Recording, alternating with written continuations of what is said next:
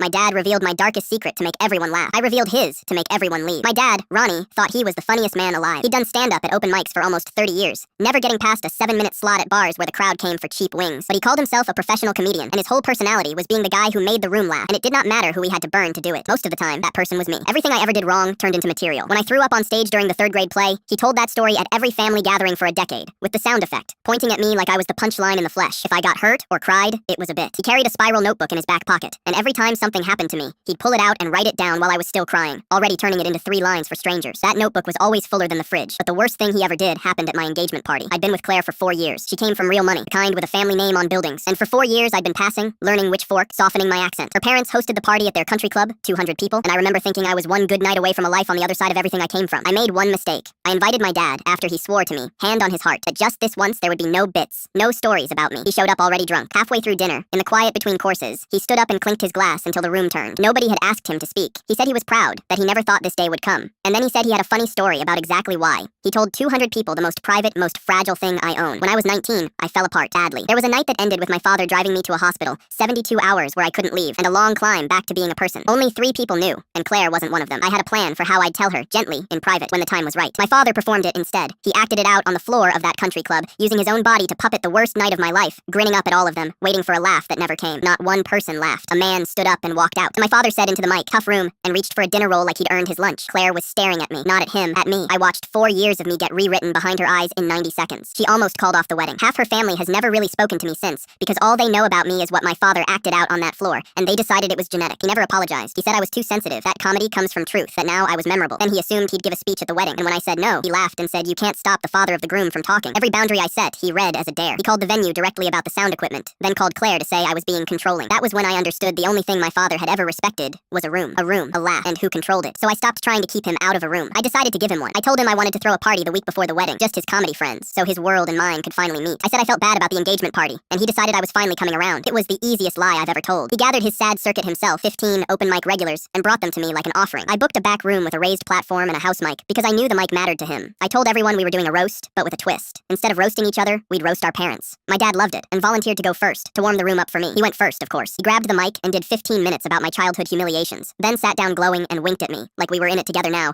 2 comics at last. Then, it was my turn. He clapped before I even stood up, and called out, "Here we go, my kid." I walked up onto the platform I had paid for, took the microphone out of the stand, and looked at my father in the 2nd row, arms crossed, already smiling, ready to be proud of me. I had no notes. I didn't need any. I'd been writing this set for 30 years. I just hadn't known it was a set. I started with the year my father was 17. Click here to watch part 2 of the story.